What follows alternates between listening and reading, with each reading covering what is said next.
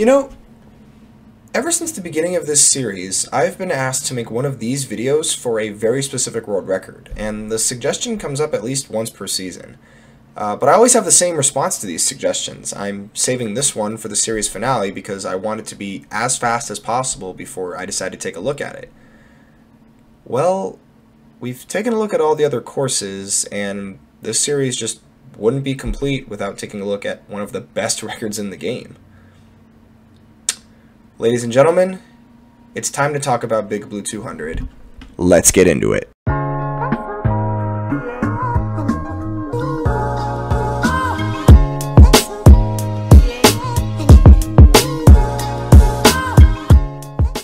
What's up gamers, Cryptico here, and welcome back to Lowering the Mark, a show where I analyze the current and former world records of Mario Kart 8 Deluxe time trial runs to see how these records get faster over time. We'll look at elements such as the loadout, racing lines, and mushroom usage to better understand what's bringing these times down.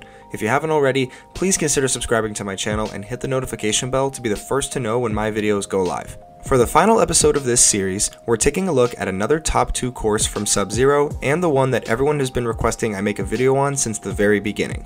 Big Blue at 200cc. On May 1st, 2017, the world record for this run was set at 1 minute 3.633 seconds by the Canadian player Luigi Fan 2. Fast forward to over 5 years later on September 12th, 2022, and the record was brought down to 1 minute 0.5 seconds by the Japanese player FA, and then tied by Alberto a few weeks later. That's a 3.133 second improvement between records and a 4.9% faster time. Our former world record holder Luigi Fan has broken 27 world records across 18 unique runs and has spent almost 69 days holding at least one world record. Our current world record holder FA has only broken 2 records on this track only, but has amassed a reign of 100 days holding at least one world record. At pre-release, the world record for this run was a mid 105, and within the first few weeks it was already under 103, mostly thanks to Jimmy. He continued to bring the time down further through June of 2017 and grabbed another second break at 101. A few days later, Japanese player Pachi tied that record, then broke it before bringing it down by a few more tenths. American player Miguel then stepped up to challenge by knocking off a few tenths, but Pachi got the last laugh as he went on a tear to bring the record all the way down to 101.03.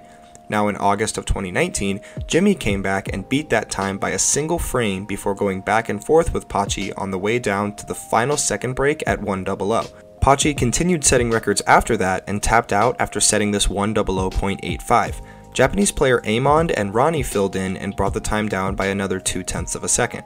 Now in August of 2021, Motion Glider was introduced and a smattering of players knocked off whatever frames they could until FA and Alberto emerged with a pair of 100.5s. In total, this record has been broken 96 times by only 13 different players. These loadouts are both really good choices for this run, but one does it way better than the other for obvious reasons. Luigi Fan goes with the combo of Wario driving the Splat Buggy with the slim wheels and the Wario Wing Glider. FA runs with Dry Bowser whipping the Mach 8 with the Leaf Tires and the Paper Glider. Taking a look at the performance side by side, and we see that Luigi Fan has the much higher top speed and slightly higher handling. On the flip side, FA holds the 1+ point edges over our Canadian friend in the acceleration, grip, and mini turbo stats. With how technical and optimized Big Blue 200 is, the loadout is extremely important to any player wanting to cut even a single frame off their best time, much less the world record, so FA is definitely going to be utilizing those higher stats all throughout the course. Big Blue is still without a doubt a top 5 track in this game. If you have it at 6, you're lying to yourself. It's got an amazing layout, the music is fire, and a win on this course against your friends just hits different. Not only is the course amazing, but this time trial at 200cc is probably the best one in the game. It's the only one that can get one frame faster and attract as much attention as it does. Let's dive into it one final time.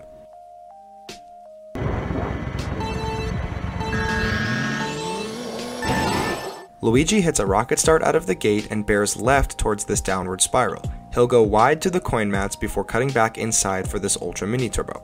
After that, he'll drift off the ramp to charge up this Super Mini Turbo through another coin mat on the right platform.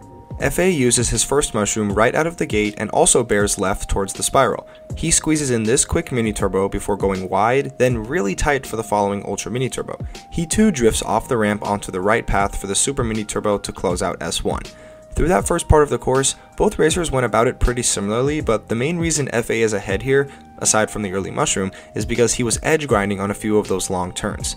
This allowed him to cut those precious frames out from the previous world record and stay on the fastest possible pace. His lead sits at over a second going into S2 because of it. Luigi drifts off the ramp for the quick mini turbo onto the green conveyor belt. He then drifts off the next ramp and uses his first mushroom to cut out this hairpin for the super mini turbo. After coming out of that, he starts drifting off the course and falls all the way to just before the glider ramp, skipping that entire turn in the process. He then tricks off of it and rides out the glide all the way to the coin mat where he'll drift into the second full section. FA hits the jump boost and starts drifting from the green conveyor belt all the way through this mushroom cut for the ultra mini turbo. After that, he too drifts to the right for this fall to the glider ramp where he'll trick off of it and land at the coin mats just before the end of this first full section, this time on the left side of the track. The big time save here is that prolonged ultra mini turbo. FA being able to charge that up and stay on that incredible line is the main reason he's up on Luigi by 1.7 seconds heading into what I'm calling S3. Luigi starts drifting and falls forward on the course before using his second mushroom to continue charging up this ultra mini turbo while falling to the left water stream. He then goes for this ultra shortcut by drifting to the right off the course and angles himself so that he falls way further ahead on the course. After this super mini turbo, he chains a normal one to that before fast gliding his way to the end of this full section. FA does the same fall forward drift but cuts out way more of the first turn than Luigi did. He even carries an ultra mini turbo to the edge of this next ramp without a mushroom before grabbing that same ultra shortcut. After getting the super mini turbo, he'll similarly chain another mini turbo and fast glider into the cannon. Now, I do have to point out here that there is a motion glider. About a third of the way into the cannon, FA flicks on the motion controls and flings his controller to the right so that his cart is as far to the right as possible upon exit. It might not look like it, but there is a time save here, and it has everything to do with this drift he's setting up into the final full section. His lead now sits at over 2.4 seconds after outsplitting Luigi's lap by 7/10 of a second. Luigi rides off the ramp and hits these 5 zippers while bearing left to the end of these conveyor belts. He then goes tight for this super mini turbo around the next hairpin and follows that up with this long drift he'll grab a mini turbo for in the final section. FA continues that drift for the quick mini turbo before the jump boost. He then proceeds to hit 4 of the zippers on the conveyor belts before grabbing a low trick off the right ramp at the end. He chains that with a quick super mini turbo around the hairpin and closes out S4 with a quick mini turbo around the next turn. Most of the time saved on this section for FA can be traced back to that cannon motion glider strat. By being as far right as possible coming out of it, he was able to charge that quick mini turbo on the best line possible and carry more speed off the jump boost. Despite going over 1 less zipper than Luigi, FA stayed on a much better line all throughout S4 and leads by over 2.8 seconds going into S5. Luigi continues drifting around the green turn for the ultra mini turbo and chains a quick normal one to that. After hitting these 2 zippers, he drifts off the track again for this shorter fall to the ramp and skips the entire last turn. After another jump boost, he uses his final mushroom to cut through the last bit of off-road before crossing the finish line. FA carries a super mini turbo through the first turn on the green path and chains that with a spin boost mini turbo through the next turn. He too drifts off the platform and grabs that mini turbo as well as a jump boost. To close out the race, he similarly uses his final mushroom to cut through the off-road and stays on the strictest line possible all the way up to the finish line, only a mere 31 frames away from the single most sought after second break in the history of the game, a full 3.133 seconds ahead of Luigi fans' former world record. So by hitting more of those turns on a better line, grabbing a few extra mini turbos and jump boosts, and motion glider, FA was able to emerge from Ronnie's shadow and put up a time that not too long ago was the sum of the best known splits. To do such a thing in only your second ever world record is a complete anomaly, and FA certainly deserves all the praise for doing so. It might be well out of reach to go a 59 on this run, but the obsession with bringing this record as close as humanly possible to that mark has been one of the best things to witness with this game. Every time a frame got knocked off and a new 10th break happened, the entire 8 Deluxe community went nuts. The journey is far from over, but for now, FA along with Alberto are at the top of the Big Blue Mountain. I got the chance to speak with FA about this legendary run, so let's hear what he had to say. What was going through your mind when you set this world record? When I got the .53, I was very happy because it was a significant increase from my .6 best time and my first world record.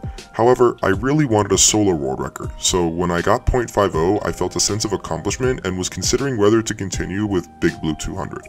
Where would you say you failed the most while running this course? I failed the most on this drift down from the green path to the final ramp. Are you going to go for the 0.4 or are you done with Big Blue for a while? Right now, I'm undecided on whether I'm going to continue, but I think after a while I'll go for the 0.4. Thanks for stepping in for what will be the final Q&A of this series. Congrats on topping the world in Big Blue 200, and good luck on any attempts at making it faster.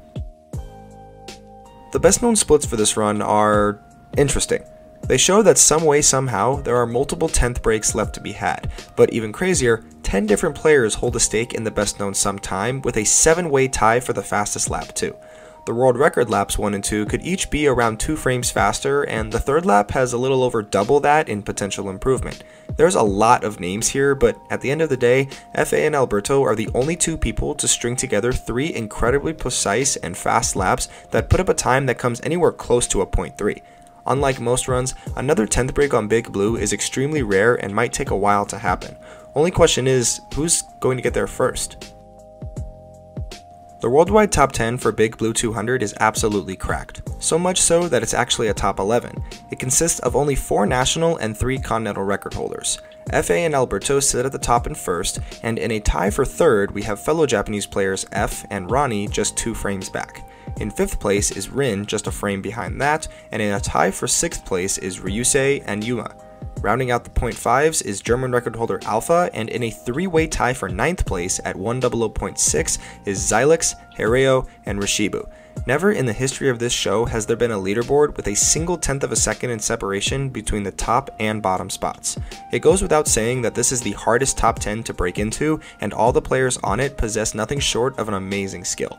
The competition is far from over though. There's still some time that can be knocked off in a never-ending quest for the sub that will only result in mere frames being knocked off on a sometimes semi-annual basis. But that's in the hands of the players, for only they can continue lowering the mark for years to come. Well, that's gonna wrap up episode 94 and the final episode of this series. Wow. So many of you wanted me to do this episode since the beginning, and I'm just glad I was finally able to put this one out, and I hope it was worth the wait.